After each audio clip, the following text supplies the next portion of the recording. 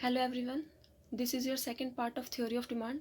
First part already हम discuss कर चुके हैं। उसमें हम डिस्कस कर चुके हैं डिमांड क्या होती है, क्वांटिटी डिमांडेड क्या होती है, डिमांड फंक्शंस क्या होते हैं, individual and market demand functions क्या होते हैं। मतलब हाफ पोर्शन, हाफ चैप्टर हम उसमें डिस्कस कर चुके हैं। होप आप सबने वो वीडियो लेक्चर देख लिया होगा और समझ लिया होगा।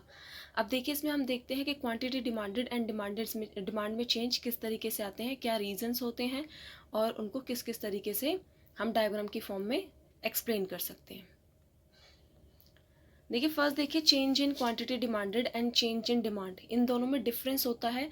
आप ऑलरेडी पढ़ चुके हैं क्वांटिटी डिमांडेड क्या होती है एंड डिमांड क्या होती है।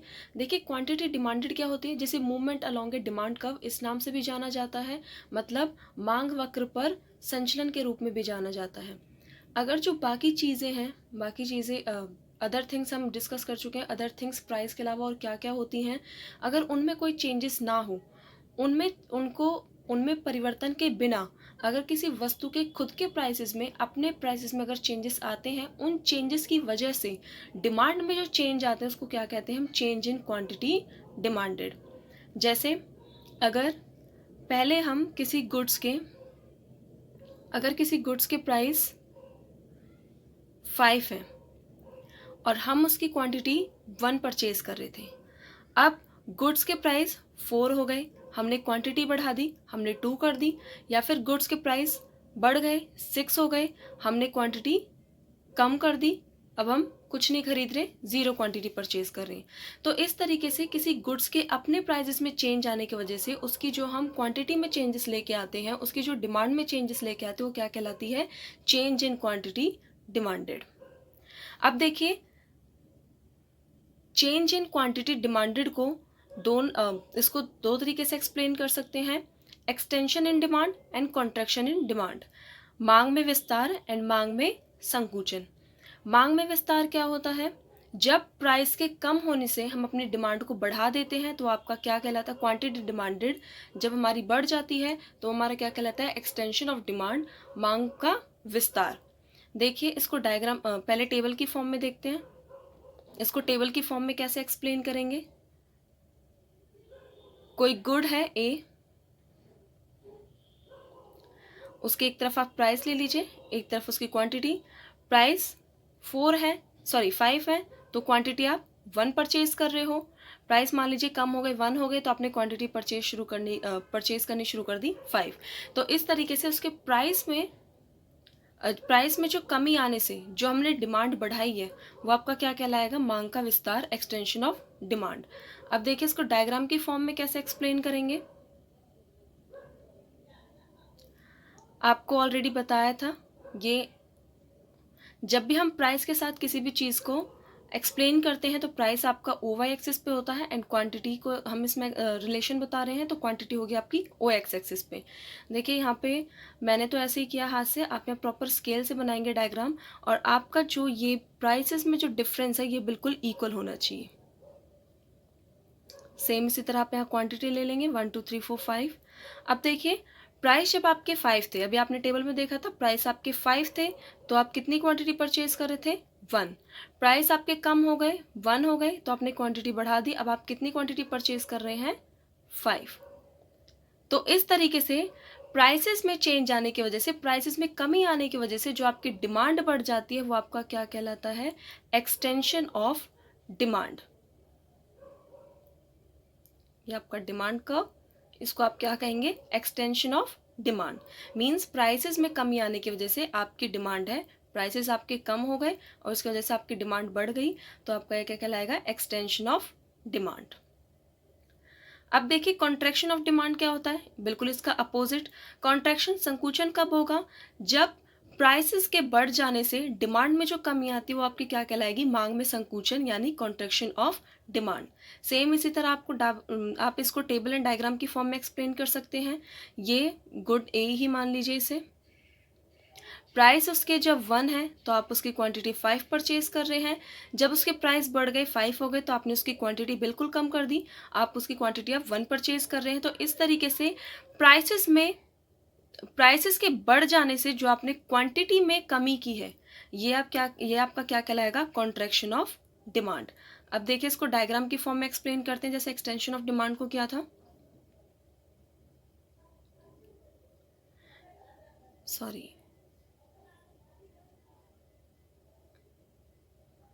ये आपका ओ एक्स एक्सिस हो गया, ये आपका ओ वाई एक्सिस हो गया। ओ वाई एक्सिस पे आप प्राइस लेंगे, ओ एक्स एक्सिस पे क्वांटिटी। सेम उसी तरीके से 1 2 3 4 5 एंड 1 2 3 4 एंड 5। जब आपके प्राइस 1 है तो आप क्वांटिटी 5 परचेज कर रहे थे। प्राइस बढ़ गए, 5 हो गए, तो आपने क्वांटिटी कम कर दी। अब आप कितनी क्वांटिटी परचेज कर रहे हैं? 1। तो इस तरीके से प्राइसेस के बढ़ जाने से जब आप क्वांटिटी को कम कर देते हैं तो आपका क्या कहलाएगा? Contraction of demand. यहाँ पे क्या किया है आपने? आपके प्राइसेस बढ़ गए हैं एंड क्वांटिटी आपने कम कर दी है। तो इस तरीके से प्राइसेस के बढ़ जाने से जब आपकी क्वांटिटी कम हो जाती है, आप डिमांड कम करते हो, तो आपका कहलाता है कॉन्ट्रैक्शन ऑफ डिमांड। अब आपको दोनों चीज़ों में मीनिंग क्लियर, आपको दोनों चीज़ों का मीनिंग क्लियर हो गया होगा। एक्सटेंशन ऑफ डिमांड क्या होता है, कॉन्ट्रैक्शन ऑफ डिमांड क्या होता है। प्राइस के बढ़ जाने से जब आप डिमांड कम कर देते हैं तो आपका कॉन्ट्रैक्शन ऑफ डिमांड कहलाता है। प्राइसेस के कम हो जाने से जब आप डिमांड को बढ़ा देते हैं तो आपका एक्सटेंशन ऑफ डिमांड कहलाता है। अब आगे देखिए, change in demand. Change in demand क्या होगा आपका? Shift of demand curve. इसे डिमांड कर्व का खिसकाव भी कहते हैं। मीन्स वहाँ पे तो आपका डिमांड कर्व पूरा ही चेंज हो गया था, यहाँ पे क्या करते हैं, आपका डिमांड कर्व पूरा चेंज नहीं होता बल्कि उसमें थोड़ा बहुत वो शिफ्ट हो जाता है आगे या पीछे की तरफ। चेंज इन डिमांड आपका कब होता है? जब प्राइसेस के अलावा जो आपके अदर फैक्टर हैं उनमें चेंज आने की वजह से आपकी डिमांड में जो चेंजेस आते हैं वो आपके क्या कहलाते हैं? Change in demand. इसको आप दो तरीके से एक्सप्लेन कर सकते हैं, increase in demand and decrease in demand. यहाँ पे देखिए डिफरेंस क्या हो गया? क्वांटिटी, जो चेंज इन क्वांटिटी डिमांडेड है उसमें जो गुड्स है उसके अपने प्राइसेस में चेंजेस आने की वजह से चेंजेस होते हैं, लेकिन जो चेंज इन डिमांड है यहाँ पे प्राइसेस में कोई चेंजेस नहीं होते बल्कि जो अदर फैक्टर हैं उनमें चेंजेस आने की वजह से डिमांड में चेंजेस आ जाते हैं। इसको आप जैसे आपने क्वांटिटी डिमांडेड को 2 पार्ट्स में डिवाइड किया था, इसी तरह चेंज इन डिमांड भी आपकी 2 पार्ट्स में डिवाइड होती है, increase in demand and decrease in demand. Increase in demand, इसको भी आप टेबल एंड डायग्राम की फॉर्म में एक्सप्लेन कर सकते हैं। गुड ए मान लीजिए इसे, यहाँ पे प्राइस या क्वांटिटी। प्राइस आपके 5 है और क्वांटिटी आपकी कितनी है? 1। प्राइस आपके सेम रहे, 5 ही रहे, लेकिन आपने डिमांड बढ़ा दी। अब आप कितनी क्वांटिटी परचेज कर रहे हैं? 3। इस तरीके से आपके प्राइसेस में कोई चेंज नहीं है, सेम प्राइस है, लेकिन फिर भी आपने क्वांटिटी को क्या कर दिया? बढ़ा दिया। तो आपका क्या कहलाता है? Increase in demand. अब वो फैक्टर्स भी हम आगे डिस्कस करेंगे कि वो फैक्टर कौन कौन से हैं जिनकी वजह से ये डिमांड में चेंजेस आते हैं। प्राइसेस में चेंज ना आने की वजह से जब डिमांडेड में चेंज आते हैं तो वो फैक्टर कौन से जो इफेक्ट करते हैं। अब देखिए इसको टेबल डायग्राम की फॉर्म में देखते हैं। डायग्राम की फॉर्म में आप इसे कैसे एक्सप्लेन करोगे? ये आपका ओ वाई एक्सिस, ये आपका ओ एक्स एक्सिस, यहाँ पे आप क्वांटिटी लेंगे, सेम यहाँ पे वही प्राइस लेंगे। अब मान लीजिए आपके प्राइस है 5। इस 5 प्राइस पे पहले आप कितनी क्वांटिटी परचेज कर रहे थे? 1। प्राइस आपके, तो आपका डिमांड कब हो गया? ये प्राइस आपके सेम है 5, लेकिन आपने डिमांड बढ़ा दी। अब आप कितनी क्वांटिटी परचेज कर रहे हैं? 3। तो इस तरीके से डिमांड कब जो आपका क्या है? आगे की तरफ शिफ्ट हो गया है।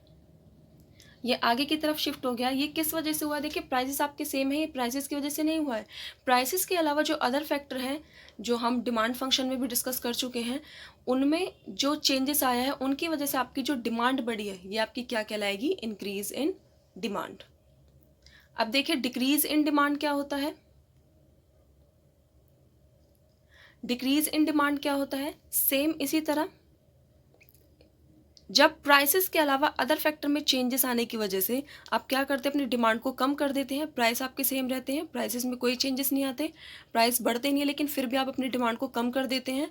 तो उस टाइम पे उसको हम क्या कहते हैं? Decrease in demand. इसको टेबल की फॉर्म में देखिए। ए आपकी कोई गुड है, यहाँ पे प्राइस है, यहाँ पे आपकी क्वांटिटी है, प्राइस आपके सेम है 5। पहले आप 5 प्राइस पे क्या कर रहे थे? 4 गुड्स परचेज कर रहे थे। अब प्राइस आपके सेम है, प्राइसेस में कोई चेंजेस नहीं है, लेकिन आपने अपनी डिमांड कम कर दी, अब आप 3 क्वांटिटी परचेज कर रहे हैं। तो प्राइसेस में चेंज नहीं आया, लेकिन फिर भी आपने अपनी डिमांड क्या कर दी, कम कर दी, क्वांटिटी आप अब कम परचेज कर रहे हैं, तो आपका क्या कहलाएगा, डिक्रीज इन डिमांड। अब देखिए इसको डायग्राम की फॉर्म में देखते हैं। डायग्राम की फॉर्म में आप कैसे एक्सप्लेन करोगे, O X axis and O Y X. O Y axis पे आप क्या लेंगे, same price, O X axis पे क्वांटिटी, प्राइस आपके 5 है। जब आपके प्राइस 5 है, 1 2 3 एंड 4, प्राइस 5 थे, आप पहले कितनी डिमांड कर रहे थे गुड्स की, 4। अब प्राइस आपके सेम है, प्राइस में आपके प्राइसेस में कोई चेंजेस नहीं आए, गुड्स के प्राइसेस में कोई चेंजेस नहीं आए, उसके प्राइस सेम चल रहे हैं, लेकिन अब आपने क्या कर दिया, अपनी डिमांड को कम कर दिया। अब आप सेम प्राइस पे ही उस गुड्स की कितनी क्वांटिटी परचेज कर रहे हैं, 3। तो इस तरीके से पहले आपका डिमांड कर्व ये था, अब आपका डिमांड कर्व शिफ्ट हो गया आगे की तरफ, तो आपका क्या कहलाएगा, decrease in demand.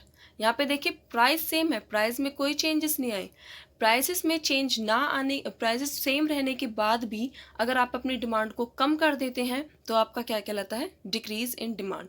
Hope so आपको change in demand and change in quantity demanded दोनों में डिफरेंस समझ आ गया होगा, एंड उनके दोनों जो पॉइंट्स हैं, increase in demand and decrease in demand, extension of demand and contraction of demand, ये दोनों चीज़ें, ये चारों चीज़ें आपको क्लियर हो गई होंगी। अब देखिए वो फैक्टर्स डिस्कस करते हैं किन की वजह से डिमांड में चेंज आता है। मीन्स जो डिमांड का वो आपका शिफ्ट किस वजह से होता है, मूवमेंट तो प्राइस की वजह से होती है कि प्राइसेस में चेंज आ गए, उस वजह से डिमांड में चेंज आ गए, लेकिन वो शिफ्ट किस किस वजह से होता है कि जब प्राइसेस सेम रहने पर भी आप अपनी डिमांड को कम या ज़्यादा कर देते हैं, उसकी रीज़न क्या है। फर्स्ट है आपका इनकम ऑफ कंज्यूमर। कंज्यूमर की इनकम अगर बढ़ जाती है तो सेम प्राइस होने पर वो क्या कर देगा, अपनी डिमांड को बढ़ा देगा, लेकिन अगर उसकी इनकम कम हो जाती है तो वो क्या करेगा, सेम प्राइस पर भी वो अपनी डिमांड को कम कर देगा। नेक्स्ट आपका price of substitute goods. Substitute goods आप डिस्कस कर चुके हैं। सब्सिट्यूट गुड्स कौन से होते हैं, जिनका एक गुड्स का दूसरी गुड्स की जगह पे यूज़ किया जा सकता है, जैसे टी एंड कॉफ़ी। अगर टी के प्राइस बढ़ जाते हैं, टी के प्राइस बढ़ जाते हैं, तो उस समय पे अगर आपकी कॉफ़ी के प्राइस सेम भी है, कॉफ़ी के प्राइसेस में कोई चेंज नहीं आ रहे, लेकिन फिर भी लोग क्या करेंगे, क्योंकि टी के प्राइस बढ़ गए हैं तो वो टी को छोड़ के कॉफ़ी की तरफ शिफ्ट हो जाएंगे। तो इस तरीके से जब सब्सिट्यूट गुड्स के प्राइस बढ़ जाते हैं तो दूसरे गुड्स जो उसका सब्सिट्यूट है उसके प्राइसेस ना बढ़ने पर भी उसकी डिमांड बढ़ जाती है, and vice versa. Vice versa means जब टी के प्राइस कम हो जाए और कॉफ़ी के प्राइसेस में कोई चेंज नहीं आए तो लोग क्या करेंगे, कॉफ़ी को छोड़ देंगे और वो टी की तरफ शिफ्ट हो जाएंगे। तो इस तरीके से सब्स्टिट्यूट गुड्स के जो प्राइस हैं वो भी इफ़ेक्ट करते हैं किसी गुड्स की डिमांड को।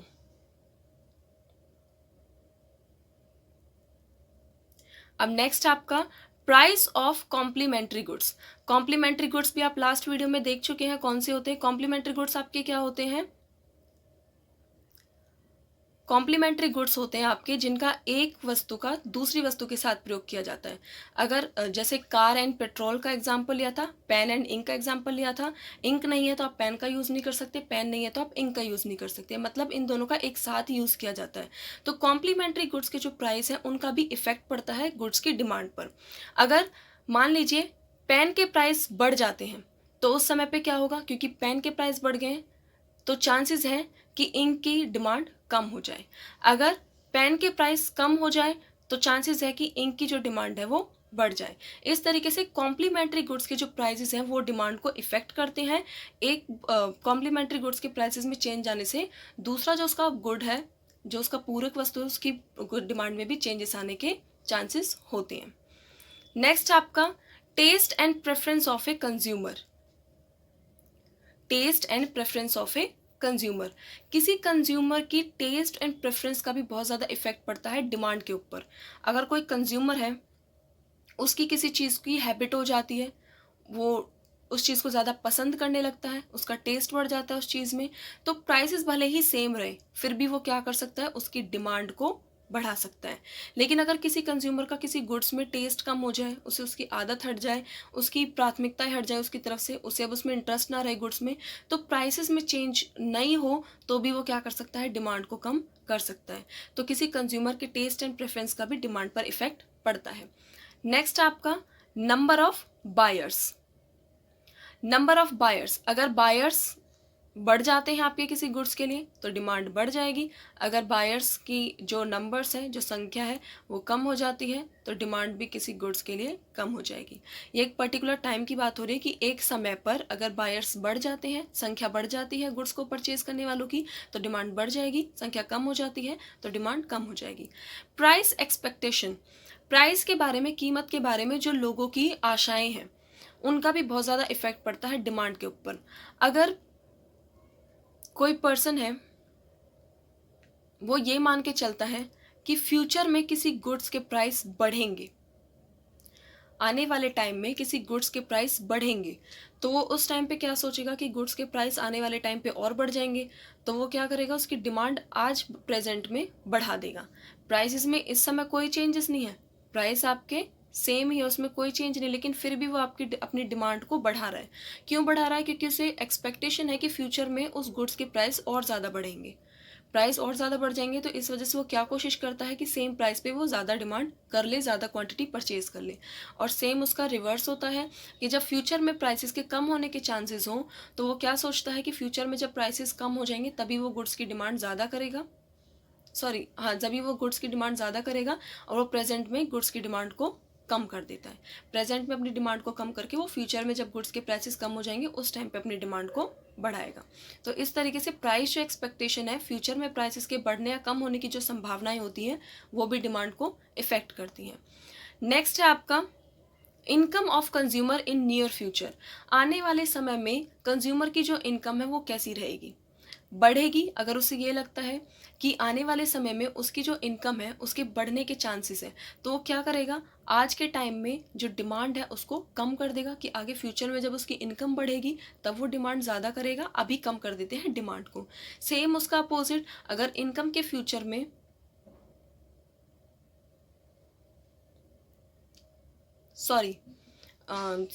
इनकम के अगर फ्यूचर में बढ़ने के चांसेस है तो वो क्या कर देता है, डिमांड को बढ़ाता है। क्यों बढ़ाता है वो? इसका रीज़न ये है कि वो ये सोचता है कि फ्यूचर में जब इनकम बढ़ेगी तो हम क्या करेंगे, उस टाइम पे हम पेमेंट कर देंगे इन सब चीज़ों की, तो वो आज ही डिमांड को बढ़ानी शुरू कर देता है कि फ्यूचर में जब इनकम बढ़ेगी तो तब देख लेंगे, लेकिन आज हम डिमांड कर सकते हैं क्योंकि हमारी फ्यूचर में इनकम बढ़ेगी तो हमारे पास पैसा है आने वाले फ्यूचर में। लेकिन जब फ्यूचर में इनकम कम होने के चांसेस होते हैं तो वो क्या करता है, डिमांड को कम करनी शुरू कर देता है सेम प्राइस पर। ऐसा क्यों करता है? वो सोचता है कि फ्यूचर में जब इनकम कम होगी तो उस टाइम पे जो हमें नीड है जिन चीज़ों की उनकी डिमांड करनी पड़ेगी, तो वो फ्यूचर के लिए सेविंग करना चाहता है, इसलिए वो आज प्रेजेंट में डिमांड को कम कर देगा। तो फ्यूचर में जो इनकम होती है उसमें क्या होता है, पॉजिटिव रिलेशन होता है इनकम का, कंज्यूमर की इनकम का और उसकी डिमांड का। अगर फ्यूचर में इनकम के बढ़ने के चांसेस होंगे तो वो प्रेजेंट में डिमांड को बढ़ा देगा, अगर इनकम के कम होने के चांसेस होंगे तो डिमांड को वो प्रेजेंट में कम कर देगा। रीज़न आपको पता चल ही गया क्यों? क्योंकि वो आज डिमांड को बढ़ाकर भी फ्यूचर में उसकी पेमेंट कर सकता है, लेकिन अगर फ्यूचर में उसकी इनकम कम होने के चांसेस हुए तो वो क्या करेगा, सेविंग को ज़्यादा प्रेफरेंस देगा और डिमांड को वो कम कर देगा। तो ये आपके कुछ पॉइंट्स हैं जो आपके डिमांड कर्व को शिफ्ट करने के कारण होते हैं जब प्राइसेस में कोई चेंजेस नहीं होते। अब नेक्स्ट देखिए, लास्ट पॉइंट है आपका इस चैप्टर का, क्लासिफिकेशन ऑफ गुड्स। जो वस्तुएं हैं हम उनका वर्गीकरण किस तरीके से करते हैं। 3 पार्ट्स में बांटा जाता है, normal goods, inferior goods and given goods.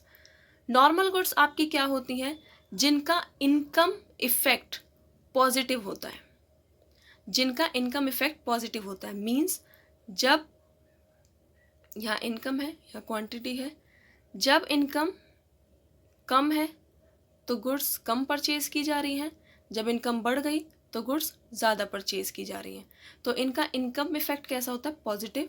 इनका इनकम जो कर्व है वो कैसा होता है, अपवर्ड स्लोपिंग। तो नॉर्मल गुड्स आपकी वो होती है जिनका इनकम का इफेक्ट तो पॉजिटिव होता है लेकिन प्राइस इफेक्ट उनका नेगेटिव होता है। प्राइस इफेक्ट आप पढ़ चुके हैं, प्राइसेस बढ़ जाते हैं तो डिमांड कम हो जाती है, प्राइसेस कम हो जाते हैं तो डिमांड बढ़ जाती है। तो ये होती है आपकी नॉर्मल गुड्स। इन्फीरियर गुड्स आपकी क्या होंगी, इन्फीरियर गुड्स का नॉर्मल गुड्स के बिल्कुल अपोजिट होती हैं। इन्फीरियर गुड्स का इनकम इफेक्ट नेगेटिव होता है। नेगेटिव क्यों होता है, जब आपकी इनकम कम होती है तो आप इनकी क्वांटिटी ज़्यादा परचेज करते हो, जब आपकी इनकम बढ़ जाती है तो आप इनकी डिमांड कम कर देते हो और इनकी क्वांटिटी परचेज करना कम कर देते हो। तो इनका जो डिमांड कब होता है इनकम के साथ, वो कैसा होता है, डाउनवर्ड स्लोपिंग, नेगेटिव। ये आप ऑलरेडी डिस्कस, लास्ट वीडियो में हम ऑलरेडी डिस्कस कर चुके हैं इन्फीरियर गुड्स क्या होती हैं और इनका ये इफ़ेक्ट क्यों होता है। चलो फिर भी एक बार रिवाइज कर लेते हैं, क्यों होता है इनका इनकम इफेक्ट नेगेटिव। इसमें नॉर्मली कौन सी गुड्स आती हैं जो थोड़ी लो क्वालिटी की होती हैं, जैसे मोटा बाजरा वगैरह। तो जब उसके पास, कंज्यूमर के पास इनकम कम होती है तो वो महंगी चीज़ें अफोर्ड नहीं कर पाता, मींस अच्छी चीज़ें, गुड क्वालिटी की जो गुड्स हैं उनको परचेज़ नहीं कर पाता क्योंकि उसके पास इनकम नहीं है। तो वो उस टाइम पे जो सस्ती चीज़ें हैं उनसे काम चलाने की कोशिश करता है। लेकिन जब उसकी इनकम बढ़ जाती है तो वो फिर क्या करता है, उन गुड्स को छोड़ के वो अच्छी क्वालिटी की जो गुड्स हैं उनकी तरफ शिफ्ट हो जाता है। तो इसलिए इनकम इफेक्ट इन्फीरियर गुड्स के ऊपर कैसा होता है, नेगेटिव। जब इनकम कम होती है कंज्यूमर की तो वो ज़्यादा गुड्स परचेज करता है, और जब उसकी इनकम बढ़ जाती है तो वो क्या करता है, गुड्स की डिमांड को कम कर देता है। तो normal goods and inferior goods, hopes आपको समझ आ गए होंगे कि नॉर्मल गुड्स का इनकम इफेक्ट पॉजिटिव होता है एंड इन्फीरियर गुड्स का इनकम इफेक्ट नेगेटिव होता है। अब लास्ट आती है आपकी, अब देखिए लास्ट है आपका गिफिन गुड्स। नॉर्मली लोग क्या सोचते हैं कि inferior goods and Giffen goods same होते हैं, लेकिन ये दोनों सेम नहीं होते। मोस्ट ऑफ द केसेस में सेम हो सकते हैं लेकिन वैसे ये नॉर्मली सेम नहीं होते, इनमें डिफरेंस होता है। गिफिन गुड्स आपके क्या होते हैं, जिनके कोई क्लोज सब्सिट्यूट नहीं होते, और इनका जो प्राइस इफेक्ट होता है वो कैसा होता है, पॉजिटिव। मीन्स जब इन गिफिन गुड्स के प्राइस बढ़ते हैं तो इनकी डिमांड बढ़ती है, एंड जब इनके प्राइस कम होते हैं तो इनकी डिमांड कम होती है। अब इसका रीज़न क्या है, इनडायरेक्टली इस पर जो इफेक्ट डलता है वो इनकम का ही इफेक्ट डलता है। इनकम कॉस्ट समझ नहीं आता, लेकिन फिर भी अगर इसको आप एनालाइज करोगे तो आपको समझ आएगा कि इनकम ही है जो इनडायरेक्टली इसकी डिमांड पर इफेक्ट डालती है। अब देखिए इनकम कैसे इसकी डिमांड पर इफेक्ट डालेगी, एक एग्जाम्पल की सहायता से हम समझने की कोशिश करते हैं। मान लीजिए कोई फैमिली है, उनकी इनकम 200 रुपीज़ है, उनके घर में जो मंथली खर्चा है ग्रेन्स का वो 30 kg है। वो क्या करते हैं, बाजरा 20 kg परचेज कर रहे हैं एंड वीट 10 kg। अब मान लीजिए बाजरे के प्राइस बढ़ गए, लेकिन इनकम तो उनकी नहीं बढ़ी, इनकम तो उनकी सेम है, और उन्हें जो मंथली अपना खर्चा करना है वो 30 kg का ही करना है ग्रेन्स का। तो वो वीट को तो परचेज नहीं कर सकते क्योंकि वीट के प्राइस बाजरे से ज़्यादा होते हैं। तो उस टाइम पे क्या करेंगे कि बाजरे की जो वीट की डिमांड है उसको कम कर देंगे, एंड बाजरे की जो डिमांड है उसको बढ़ा देंगे, और बढ़ाकर वो क्या करेंगे, सेम अपने आप को इस तरीके से बैलेंस करेंगे कि उनकी 200 रुपये की जो इनकम है वो 30 kg जो ग्रेन है वो वापस उतना ही परचेज कर पाए। तो इस तरीके से गिफिन गुड्स पर जो इफेक्ट पड़ता है, अल्टीमेट जो इफेक्ट पड़ता है वो इनकम का ही पड़ता है। होप सो आप सबको समझ आ गया होगा नॉर्मल गुड्स क्या होते हैं, इन्फीरियर गुड्स क्या होते हैं एंड गिफिन गुड्स क्या होते हैं। आपका चैप्टर ये फिनिश हो गया है, लास्ट वीडियो आप लोगों ने देख ली होगी, एंड जो रिमेनिंग पोर्शन था वो इस वीडियो में डिस्कस कर चुके हैं। Now thank you, take care of your self.